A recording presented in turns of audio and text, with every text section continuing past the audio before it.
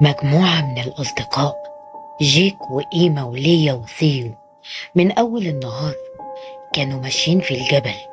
الجو كان حلو والهوا منعش. طول الطريق كانوا عمالين بيتكلموا ويضحكوا سوا. بس مع قرب المغرب بدأ التعب يبان عليهم، وبعد شوية اكتشفوا إنهم مش عارفين الطريق اللي كانوا فيه. وقتها جيك شاف لوحة خشبية قديمة كان مكتوب عليها اسم مكان تاني غير اللي كانوا رايحين عليه. قلبه بدأ يدق من الخوف، واكتشف إنهم مش في الوادي اللي كانوا يقصدوه، كانوا تايهين. الرجوع في الضلمة كان خطر، وساعتها افتكر جيك كلام الناس اللي قالوا إن في مركز للزوار قريب من اللوحات دي، يمكن يلاقوا هناك مكان يريحوا فيه شوية. قال لأصحابه وقرروا يدوروا على المكان. الهوا كان بارد والليل بدأ يقرب، خطواتهم زادت سرعتها. كان في إحساس إن زي ما يكون في حد بيجري وراهم. وفجأة شافوا نور من بعيد، مبنى مركز الزوار. أخيرا لقوا مكان يقدروا يباتوا فيه الليلة. كانوا محتاجين لراحة بعد اليوم اللي عدى عليهم. قرروا يقعدوا فيه لحد الصبح. وأول ما قربوا من المبنى السحاب غطى السماء، والمطر بدأ ينزل بشدة. جريوا بسرعة ودخلوا، وكانوا محظوظين. أول ما دخلوا صوت البرق والرعد كان جامد. الهوا كان بيصفر بره وبيخبط في الإزاز. قفلوا الباب كويس وحطوا شنطهم جنبهم. الجو كان بارد جدا، والمكان شكله مهجور من سنين. جيك لمح مدفأة قديمة كانت موجودة في الركن. جمع شوية خشب وورق ناشف من اللي كان مرمي حواليهم، وحاول يولع نار. وأخيرا الدفاية اشتغلت والدفا انتشر في المكان. اتجمعوا كلهم حوالين الدفاية وهم بيسمعوا أصوات العاصفة اللي كانت بره. الساعة كانت 6:45، ولسه قدامهم ليلة طويلة. الكل كان تعبان وكانوا محتاجين حاجة تهون عليهم. إيما وليو كانوا حاسين بعدم الارتياح جوه المركز. جيك بدأ يحاول إنه يخفف التوتر شوية، وقال بهزار: يا ترى حد منكم سمع قبل كده إن المكان ده مسكون؟ حكى لهم إن أي حد بيدخل المكان ده عمره ما بيرجع، وإن في بنت اسمها ميلاني اختفت هنا من فترة ومحدش قدر يلاقيها. إيما وليو بصوا لبعض بقلق، بس جيك ضحك وقال: في إيه يا جماعة؟ أنا كنت بهزر معاكم. وفجأة الشبابيك والأبواب اتفتحت مرة واحدة، والريح الباردة دخلت المكان. النار اتطفت وسابتهم في ضلمة كاملة. في نفس اللحظة كل اللمبات انفجرت، والإزاز اتكسر على الأرض. بره المطر اتحول لعاصفة تلج كبيرة وغطى الأرض بسرعة. الكل وقف في مكانه وقلبهم كان عمال يدق من الخوف. وفجأة الدنيا بردت بشكل مرعب. جيك رجع يحاول يهزر مرة تانية معاهم، لكن مفيش أي حد منهم ضحك. الخوف كان مال المكان. قفلوا الباب بسرعة وحاولوا يولعوا الدفاية من تاني، وحطوا شموع حواليهم للنور. وأول ما بدأوا يحسوا بالأمان اكتشفوا إن إيما مش موجودة، والخوف انتشر. ويدوروا في كل ركن في المركز، وخرجوا يدوروا بره بس مفيش أثر ليها. ثيو جري ناحية القاعة الرئيسية وسمع صوت لخطوات سريعة بره. افتكر إنها إيما وطلع بسرعة، لكن أول ما لف ناحية الزاوية لقى نفسه واقف قدام حاجة مش متخيلها. كان في شخص واقف قدامه شبهه بالظبط، نفس الوش ونفس الهدوم.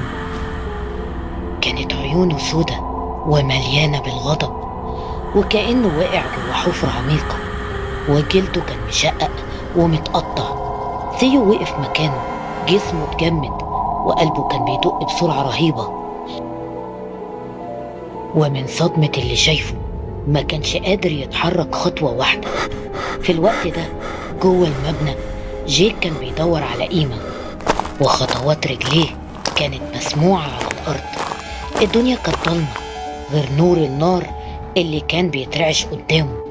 لكن وهو ماشي بص على ايده، اتسمر مكانه، كانت مجروحة وبتنزف بدم، وكأن حد كان بيعضه، وجلد ايده كله متقطع. صرخ من الخوف وصوته وصل للي جوه. ليا وسيو جريوا ناحيته بسرعة، لكن أول ما شافوا اللي حصل وقفوا مكانهم مصدومين ومتسمرين. ليا حطت ايديها على وشها وصرخت صرخة عالية. كان في حاجة غريبة بتتحرك تحت جلد وشها، زي دودة سودة بتتحرك بسرعة. وشها كان اسود وبقى عامل زي الفحم. الخوف اتملك منهم وجريوا ناحية الباب بسرعة. وأول ما ثيو فتح الباب، فجأة جثة قيمة وقعت قدامهم ميتة، عينها مفتوحة من غير روح. ووراها كان في شخص لابس قناع وماسك في ايده فاس في ايديه. قبل ما يلحقوا يتحركوا الفاس نزل على دماغهم وقطعهم حتت. وفجأة الأربعة صحيوا مرة تانية حوالين الدفاية، وقيمة كانت موجودة معاهم. كلهم كانوا بيتنفسوا بسرعة ومش مصدقين اللي حصل. يا ترى ده كان كابوس؟ جيك بص للساعة مرة تانية واتصدم لما لقاها 6:45 دقيقة تاني، في نفس اللحظة اللي بدأ فيها كل شيء. الخوف رجع لهم مرة تانية. كانوا فاكرين انهم خلاص خرجوا من الكابوس ده، لكن الأرض بدأت تهتز تحت رجليهم، والأشجار حواليهم بدأت تتحرك. وفجأة ظهر قدامهم وحش ضخم، عيونه بتنور وطلع صوت رهيب منه. وفي لحظة بدأ يتحرك ناحيتهم. وقتها صرخوا بصوت عالي، والوحش كان بيقرب منهم. ايديه الكبيرة مسكتهم كلهم، والظلام كان مغطيهم. وفجأة الأربعة صحيوا مرة تانية حوالين الدفاية. كل حاجة كانت زي ما هي، مركز الزوار والشموع، الهواء البارد. الساعة كانت لسه 6:45 دقيقة، والخوف كان بيسيطر عليهم. حسوا انهم محبوسين جوه حلقة مفقودة.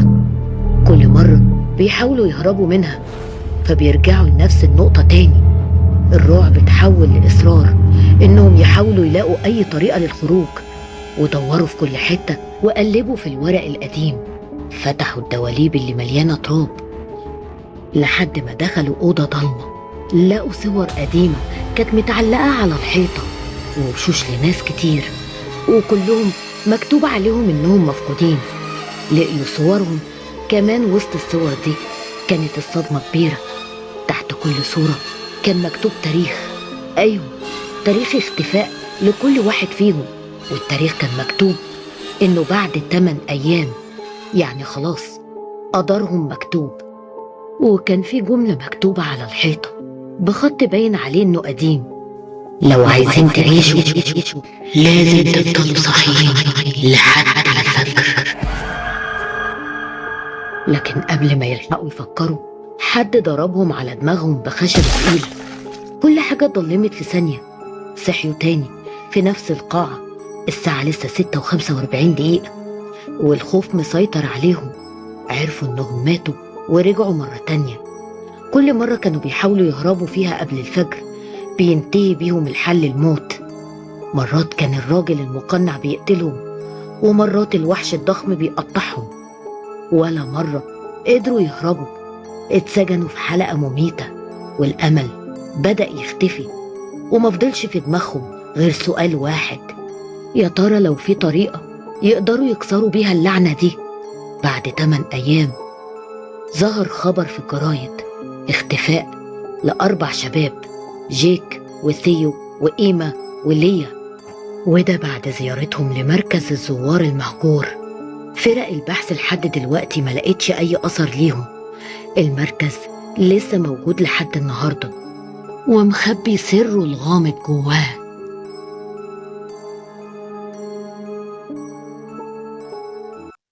لو وصلتوا معايا لحد هنا ما تنسوش تعملوا لايك للقصة، وقولولي ايه رأيكم في التعليقات لو عجبتكم القصة. وكمان عاوزة أسألكم سؤال مهم: لو تحبوا أنزل لكم قصص، تحبوا أنزل كام قصة في الأسبوع؟ هستنى رأيكم في التعليقات وأقول لكم سلام.